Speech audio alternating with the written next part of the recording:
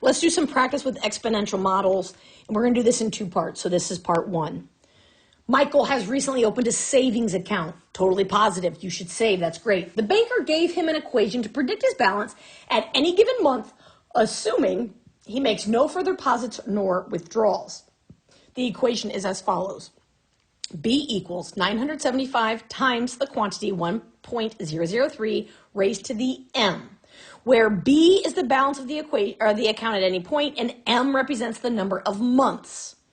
Is this exponential growth or decay, and how do we know? When we're looking at an exponential function, you're going to look inside. So my growth factor is 1.003. Hopefully we remember that if your growth factor is greater than 1, it is, oh my gosh, I said growth factor. I just kind of gave it away. I should have said change factor. Please excuse me. Greater than 1, we have growth. Less than 1, we have decay. So because 1.003 is greater than 1, this is in fact growth, and so we could call it a growth factor. Goodness. How much did Michael deposit when he first opened the account? Well, that would be the initial amount, so he deposited $975.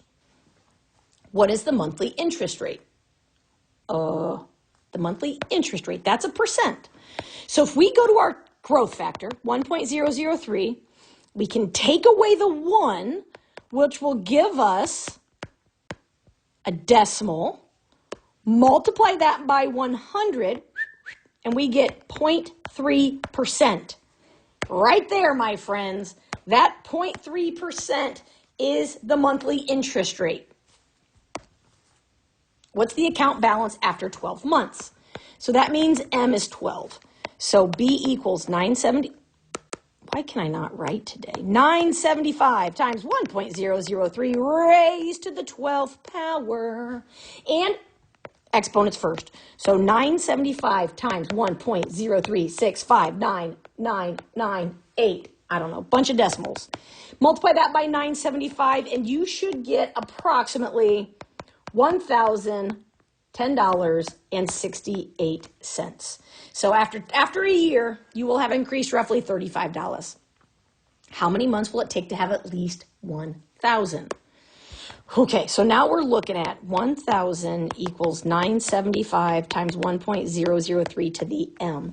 And we're going to guess some M values. Now, I don't know where to start. I don't know, maybe 5? Let's try M equals 5. So I'm going to take 975 times 1.00, oop, too many zeros, add 5, and what does that give you? Well, that gives me 989.71. Too low. Well, let's try something else. What about 8? So 975, 1.003 to the 8th, and that gives me 998.65. So I've got to go one more. So when I go to 9 and substitute that in, I get 1,164. So 9 months is how long it will take me to cross that $1,000 mark.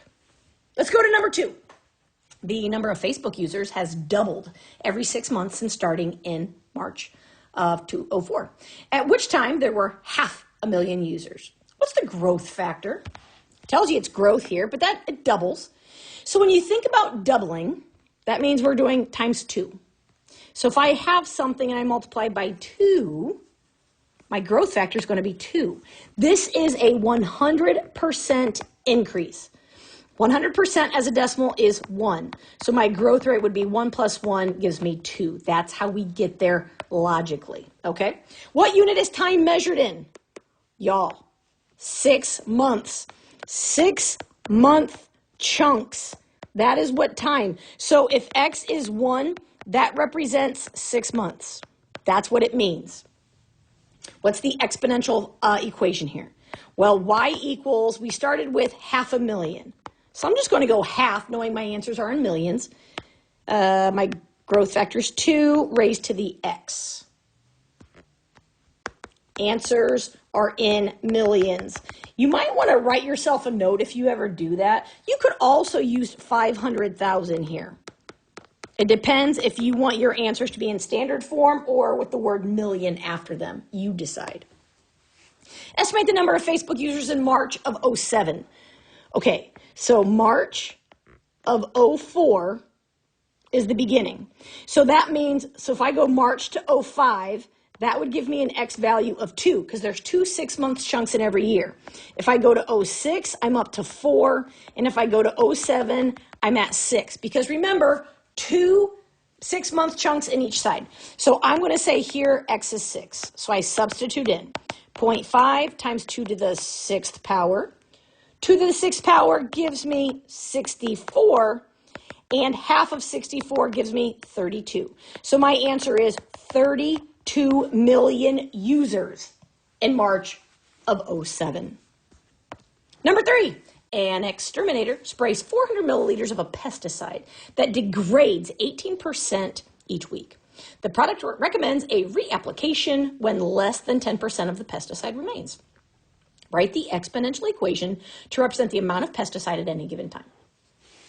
All right, exponential equation. Y equals, how much are we starting with? 400. Am I adding or subtracting? Degrades. That means it goes down. So we're going to subtract the percent change, and then I'll come up to the X. So if I simplify inside, I have Y equals 400 times 0.82 raised to the X. There's my formula. How many milliliters of the pesticide would remain after 4 weeks? So that means X is 4. Substitute that in. So Y equals 400 times 0.82 raised to the 4th. Order of operations says do those exponents first. Now, depending on your calculator, you really can just type all of this in at one time, but I don't like to assume we all have a calculator like that. So we type that in, then we hit multiply by 400, and we end up with approximately 180.85 milliliters remaining. Good times, good times. All right, last one here. The exterminator is supposed to return when less than 50 milliliters of pesticide remain. You use guess and check to determine when they should return. All right, so 50 equals. That's what we're looking for. When is Y 50? So what do you want to start with? 8. So if I use 8, that means 400 times 0.82 to the 8th. What does that give you? Gives us 81.77. Nope, so we still have plenty in week 8, so I need to get bigger than that. How about 10? So if I do the 10, so 400.82 to the 10th, what does that give me? 54.98. I'm still above, but I'm getting closer. So now let's go 11. When I substitute in 11, I get 45.08. So it's between 10 and 11 weeks. And if they do full weeks, it would be after 11 weeks. So make sure, y'all, I'm a huge fan of writing things down. Even if you just do X is 11 and what the output is, because sometimes people punch things in on their calculator and they don't write anything down, and then you end up checking the same thing like 8 times because you're not paying attention. So just save yourself some time by showing your work and writing things down, and that maybe will help you kind of get where you need to go.